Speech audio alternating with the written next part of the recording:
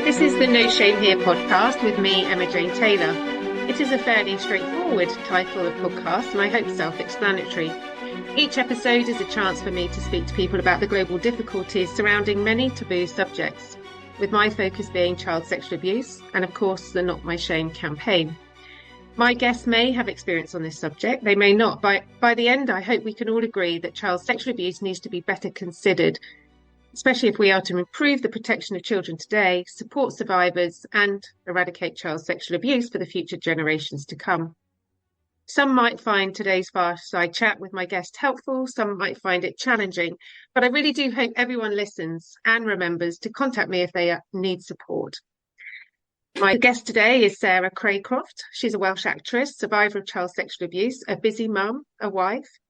She's taken some time out of her busy diary to speak to me today, so I'm so honoured and grateful that she's been able to do this. So thank you, Sera. Great to have you here.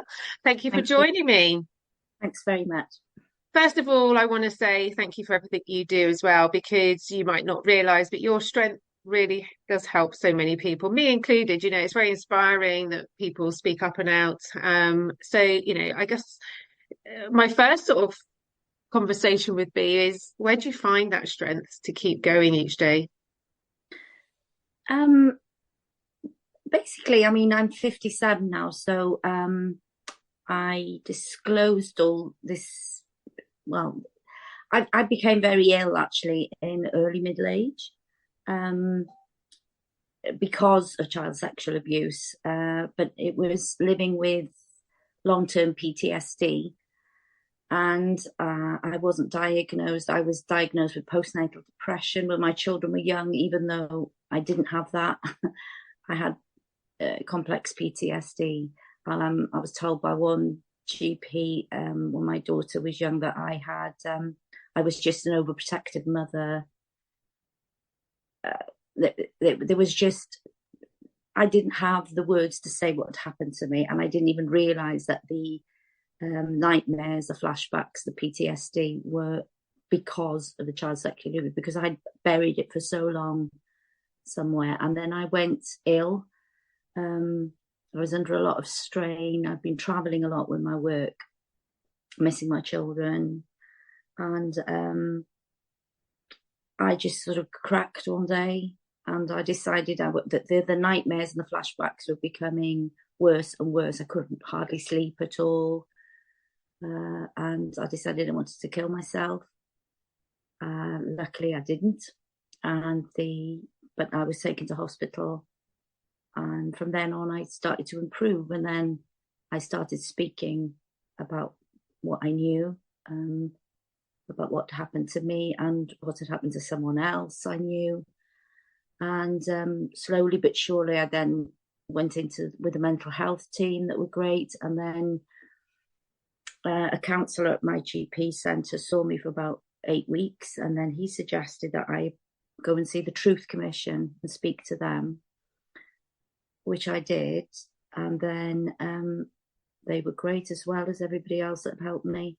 And they advised, when I told them what I knew, that they needed to contact the police and they needed my permission. And I said yes. And then I was contacted by a lovely lady called Kerry Ann, who was a police officer in South Wales. And she interviewed me then at the Sexual Assault Referral Centre in Cardiff, in the Cardiff Royal Infirmary. And then from then on, I felt I was being supported, and that's when I came to terms with what happened to me. And then because of legal reasons and because of lack of evidence, the usual story with historical child sexual abuse, this man who's still alive was spoken to but it took me a long time to get the police to actually approach him and speak to him, because they felt they didn't have enough evidence to even speak to him. So I had to write to them and say I wasn't happy. And then an inspector phoned me one day and told me he had spoken to this man. And I felt, well, I'd exhausted the route there. My sister's a solicitor, so she said to me, you know, the lack of evidence, very rarely do these things come to court. So I knew I'd exhausted that system. So then I felt I needed to get better then. And I confided in my family, very, very close friends. So in Wales, I act in a soap opera called Pobl y Cwm, a long-running soap opera. So I was approached by another television company, Tinopolis, to appear on a series called Dan y Lloer, which means Under the Stars, where they interview people during COVID when they were looking to make programs outside, and then they interview people in their gardens once it's nighttime with like a fire pit. It's lovely. And the interviewer is a lovely lady called Elin Fleer, and she's a singer in Wales. She's beautiful. She's a lovely person. And then they approached me and asked me to just appear on their show to mention my career and my private life. And I suddenly struck me, oh yeah, I'd like to do that. But I did actually want to talk about something that has affected me so deeply. So I said to them, yes, I will appear, but I'd like to talk about this. And they were great. They were very supportive. And, they provided, if I needed counselling at the time or counselling afterwards, they check in on me even till today, because it happened, the interview was last year.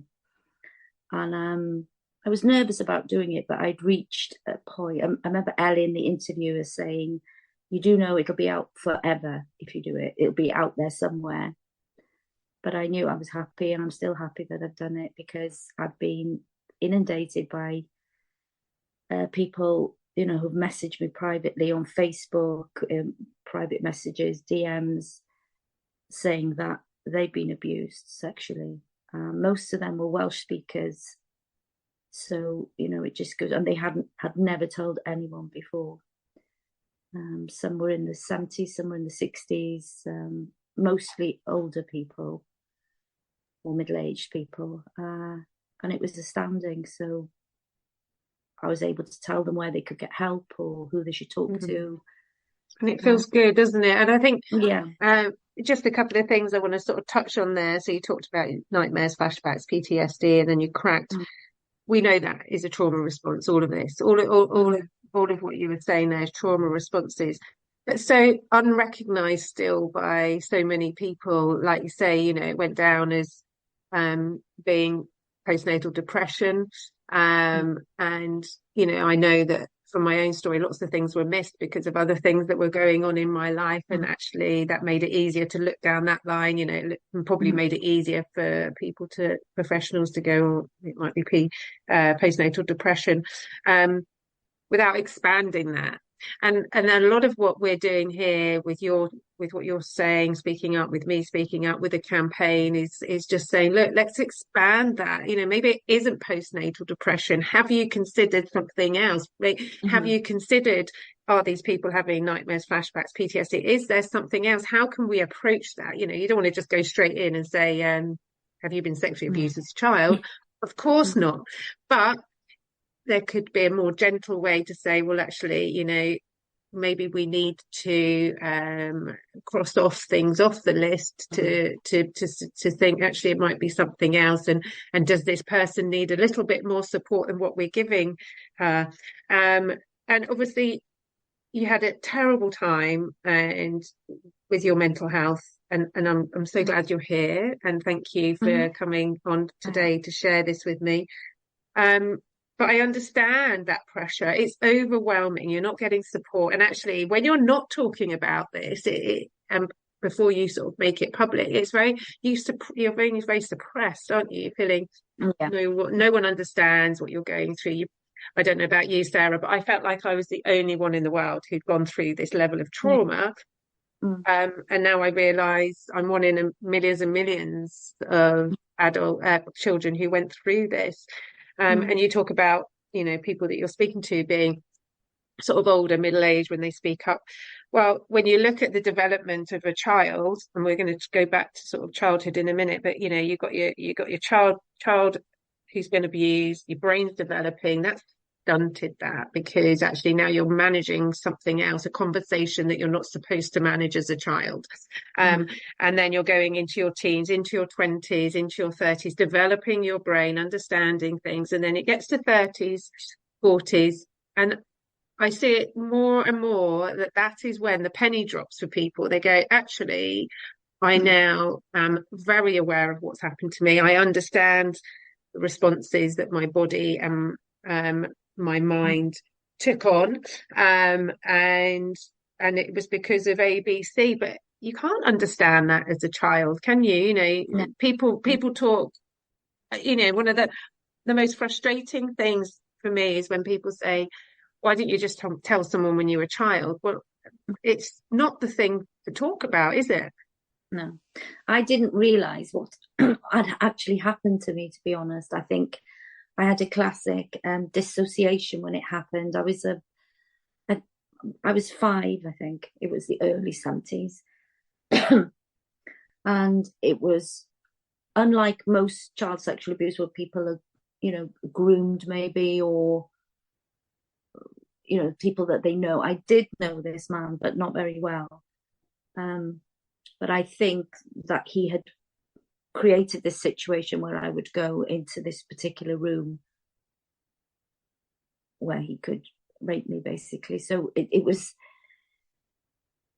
absolutely horrific. I didn't know what had happened to me, and I still have nightmares sometimes, but I know now that I'm safe, and I know how to calm myself and tell me it's not happening to me now. I remember right up until the actual sexual assault, and I remember right afterwards, and I cannot. It's as if my brain blocked off the bit that was the actual bit, and all I do is, it was like waking up. I remember feeling an overwhelming feeling of being suffocated, and his hand over my mouth, and I remember biting his hand and screaming. And then I remember being shaken by him, and my arm had been fractured. And then afterward, it's very flash. I was absolutely hysterical. So I was in a classic trauma response from then. And then the people in this house, the adults, thought, oh, she's hurt herself. She hurt her arm. I couldn't speak. I couldn't say anything. And my parents didn't come. My mother tells me they weren't called for about an hour and a half. And then I'd gone into some kind of, I'd shut down, and my arm, I was just crying quietly, and my arm was hurting me. So then it all became about my arm. And I remember thinking, oh, I fractured my arm. That's what it feels like to fracture your arm. I'd literally blocked out the And that was the sexual. pain. Mm. And the pain, it was paralysis, really, wasn't it? You were Yeah, paralyzed yeah, by fear yeah. and what had happened to you. And I think, you know, not knowing, and I totally get that because I remember being exactly there. I didn't remember, sorry, I don't know. I didn't know what had happened to me. I Yeah, didn't didn't understand. understand it. Mm. And actually, I didn't understand it until much later into my teens, early 20s, Mm. actually, because I think, and I truly believe, when you have been abused as a child, you're stunted, you don't, Mm. I think I was a very late developer with maturity. And so I didn't really Mm. understand as I caught up because we block all those things out. And then suddenly it's like, it comes like the floodgates open one day, don't they? And it comes washing Yeah. through. And then Mm. you go, okay, well, that's the dissociation response, was a trauma response. I had maladaptive daydreaming. I would switch off and just go into this Yes. sort of Mm. other world. CPTSD, night terrors, paralysis. Everything that you're saying, I absolutely understand, and I'm sure anyone listening going through this will understand. And now we need to go, right. We need people to understand who haven't been abused as a Mm. child, how debilitating this is for children into adults, young adults into adulthood. And actually, so many people are really held back by abuse. And actually, the life that they should have had, the flourishing world that they could have lived in, is pulled back Mm. because of the depths of trauma that they've gone through, and they don't want to be seen, they don't want to be heard, they don't want to talk about it. Mm. You have gone on to be a successful actress, and I want to talk about the performing arts as well, because as someone in the performing arts, as a dancer, I danced my entire life in some brilliant things. And I know that that was a massive part of my development as a young person. And thank goodness, because actually, if I didn't have that, I often wonder whether I would be here talking to you. And Yeah. maybe actually, without performing arts in your life, Sarah, that Mm. would have been without that, maybe there would have been, Yeah. both of us not here. So the performing arts and the creative stuff, is that something you've always done? Yes. Looking back now, analysing it with counsellors, I think it's actually been an escape route from this PTSD, really. I mean, in Wales, we have a tradition of Eisteddfodau where children learn a piece of poetry, or they sing with a harp, or they sing with it and they perform. And I never did that, actually. I don't know why. I didn't feel like I wanted to go on stage. I was very, very nervous as a child. I used to wet the bed, which again is all trauma response. So I was actually painfully shy. But I used to speak to myself a lot, and I would play act. And we had a big garden where we lived in a village called Rhydderford, which is a lovely part of the world. And I would be out in the garden, and I would have different friends, and it was all in my imagination, because it was safer in my imagination than having to deal with the trauma, the pain in my chest. I had a lot, the lump in my throat, and the release was living in a make-believe world with, different characters, scenarios, and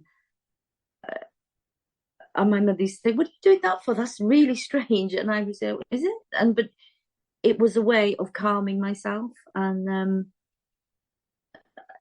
in a way, it was still a disassociation, but it helped me a great deal, and it was an escape route from the mental pain, really, that I was suffering. Yeah, and I I mean, I totally don't, get that. yeah, I like challenging myself as an actress. I love the hard work, but it's something that comes very naturally to me. Even though, but then if someone asks me to speak as myself, I cannot. I have to pretend that I'm somebody else almost, and I want the script to either learn or read. I can. I'm still very, very shy as myself and insecure because of trauma, really. But if I can be somebody else, be another character, I enjoy that, because it's not me. Totally So, understand that. I remember as a child I just hearing you say that's brought a memory back for me, as a young girl in front of a mirror at home yeah, dancing and choreographing my own show, and yeah, wishing I was Sandy in Greece. yeah, And then when my friend and I play acted, I always got to be Patty and she always got to be Sandy, and I was always wanting to be Sandy. yeah. But actually, Patty was brilliant. Um, but I do remember that sort of creating shows, and I was quite often, I'd be drawing what my studio would look like if I ever had a Yeah. dance studio. And you know, Oh, like that's lovely. yourself, I built that performing arts world into my life, and I do have Mhm. performing arts schools and a wellbeing, a fitness, and I think Yeah, that's, done I really well. know. Thank you, but that's all been part of me and my development, like it has been with you and the Mhm. creative side. And it's nice now to sort of, you give back your talent to your audience. I share my talent with my team and our students, and it's nice to offer that sort of safe space for kids. It feels like a good place to be. Mhm. But the creative side has been just a wonderful thing. Um, Mhm. and and it's interesting you say, you going back to what you're saying about being sort of quite a shy child. Do you think you're quite introverted? Yeah, I was introverted, Mm, and I was completely traumatized from a very young age. mm, And you mentioned your friends there. I could play with other children, but after about a certain amount of time, I would be irritated, and I want to be on my own yes, and carry on with my make believe world, which again, I yes. suppose, is a trauma response. As a You okay? child, I was either very passive, very obedient in a way, in the hope to try and control the situation by being good, obedience, blind obedience sometimes to adults, or I something could if I felt I was losing control of a situation, or I would be in some sort of danger, I would have a massive tantrum. And that lasted, well, still happens sometimes. If I feel I'm being threatened in some way, I can lose control. So that's something I need to work on still to this day, is to try and be that you're not being, nothing bad is happening here. Someone's disagreeing with you, or they think that you should do something some other way, or I have to realize that, be assertive without being aggressive or kicking off, sort of thing, basically. So that's really interesting.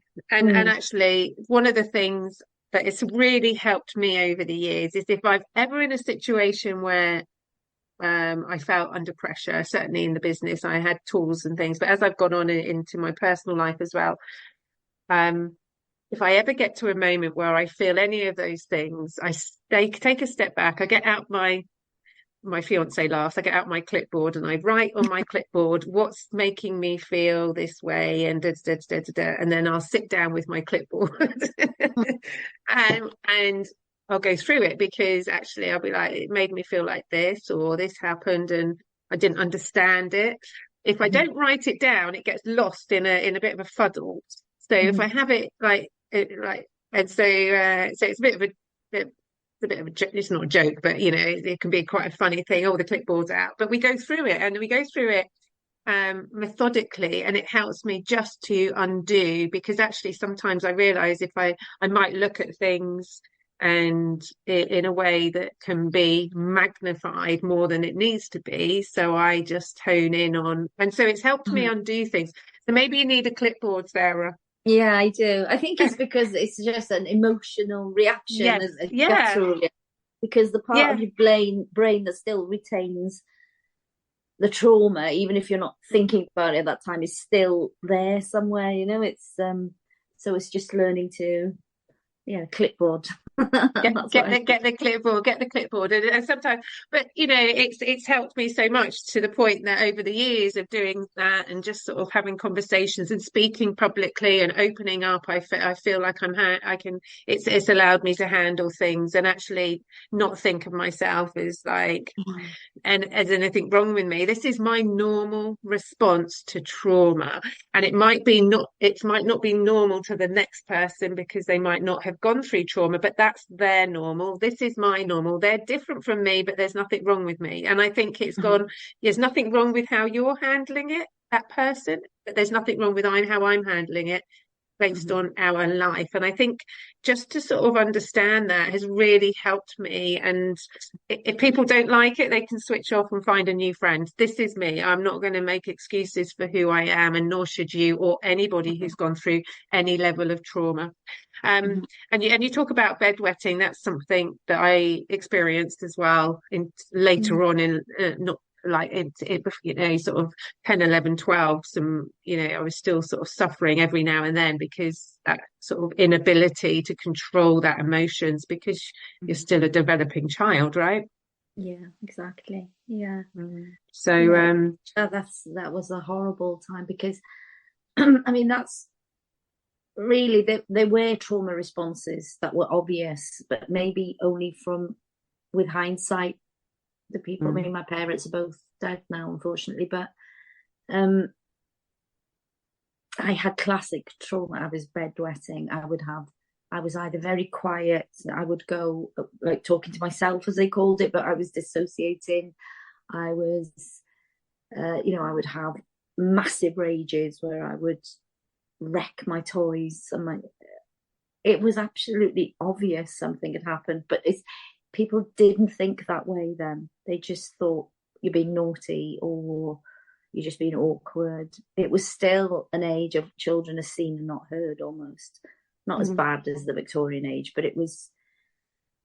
My parents were both teachers, and they were very good teachers. They were very kind. People thought a lot of them as teachers, but I think they didn't train teachers then to see trauma in children. Children were either naughty or good. Sometimes they were good and sometimes they were naughty, and that was it, basically. And again, these are the things that we hope are changing in the world today. Look Mm. beyond the child who is behaving badly, look beyond the parent who you think is suffering from postnatal depression, look beyond that, expand that Mm. tick boxing exercise to see if there's anything else going on there. Mm. So Sarah, you have got friends in people like Neville Southall, who has been a very good support for you, hasn't he? And Yeah, obviously yeah. since meeting you, I've got sort of to I've had an introduction to him, and then he's been very supportive. I know of you, of your world, and now of hopefully of the campaign, Not My Mhm. Shame. Mm. And people like Neville are brilliant, aren't they? Yeah. Because, Mm. it doesn't matter if he's a well-known person or not. The fact that people are coming forward to support you at a difficult time in your life Mm. is what we all need, right? Yeah, yeah. Oh, he's fantastic, and he helps so many people. Yes, Because my problem appeared as a mental health problem, but obviously there was a reason. Um, he's superb. He understands mental health really well, and mm, he knows who to refer people to talk to these people, talk to those. But he's obviously well known, so he Welsh Women's Aid. I've met the CEO of that, and then I've been the people that were contacting me. Some would write the full story for the first time of what happened to them, and I did find it. Oh my God, I found it a bit overwhelming. I'm so sad, and he said, "Well, Nev said you can answer them and then refer them to people, the professional people who can help them, because sometimes absolutely. an overload of." And the thing that is so depressing about it is that there's always a same similar pattern that Yes. and some women that contacted, two men contact me, most of them were women. They would say that they told their mother, some of them, and they were told, "Oh, just forget about it." Mm. And that's what I found really. I mean, I didn't have the words to say what had happened to me, so it was my behaviour that was obvious. But Nev gave me the details of the people he knows and the charities he supports, so I can pass people on to those charities as well, and hopefully they can help them. Yeah, and I think what Neville said there is absolutely right.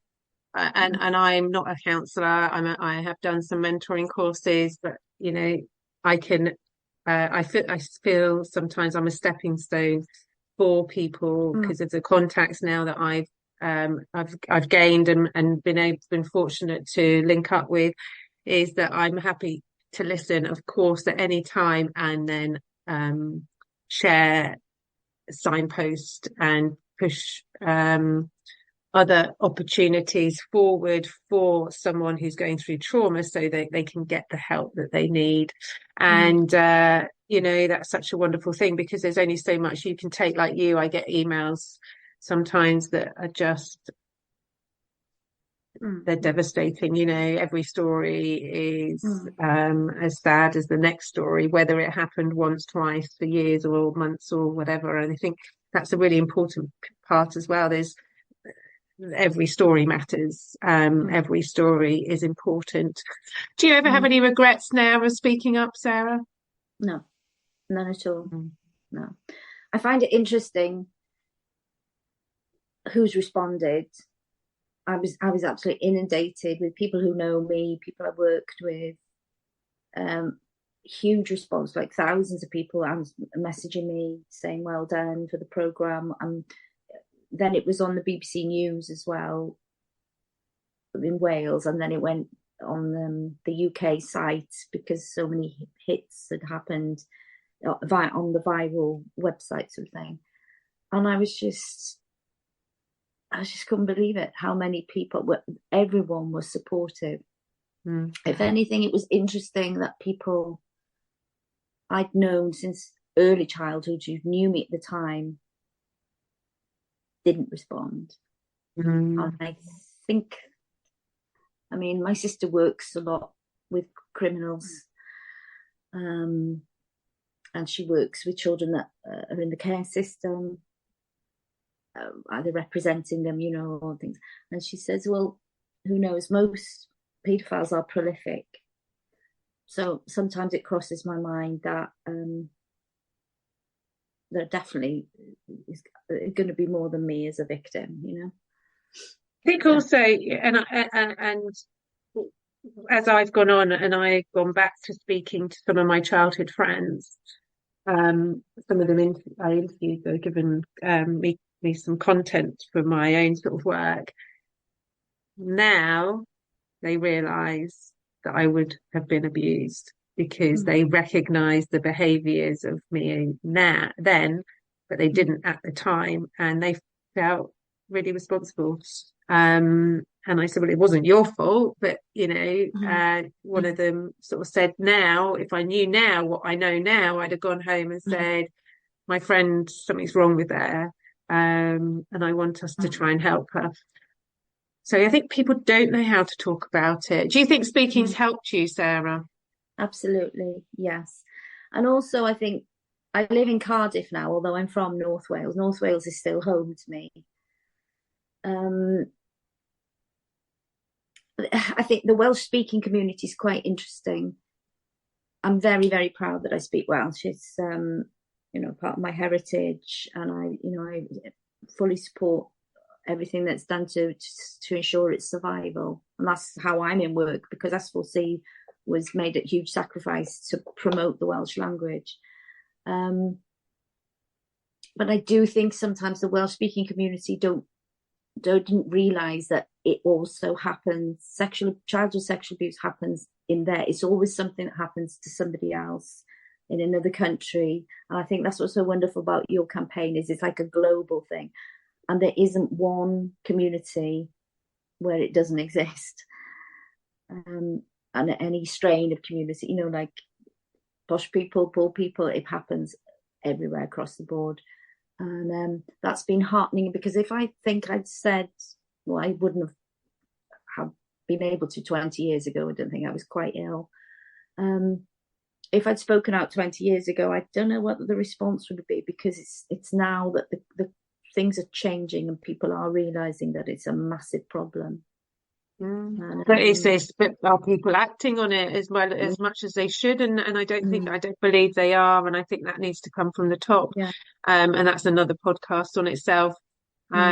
Because I think if we really looked at this conversation and the impact that it has on people's lives, I think more would be done, because then they would see that actually if we do protect children and educate children, which is what we're doing with the charity as well, is safeguarding and educating to offer protection for young people so that they can flourish in life. And if you have flourishing young people, you have a flourishing society, you have less wars, you have less anger, you have less hate. And maybe actually that starts because of conversations like this. Sarah, we're coming up to the end now. Do you think there was anything else you wish that you could have known as a 5-year-old? I appreciate 5 is quite young, but if there's anything that you sort of feel that you could have known as a child that could have protected you, what would that thing have been? I don't know. I think it was quite rare. I think he was an opportunist, this paedophile, and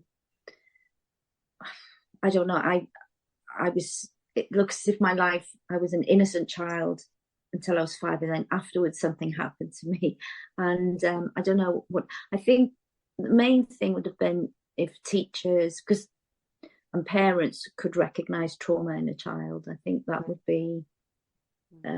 That would be a huge advance, and I think people, I've seen it written somewhere, but if people could say what's happened to you, not why are you like this, because I remember people say, why are you doing that now? Why are you doing?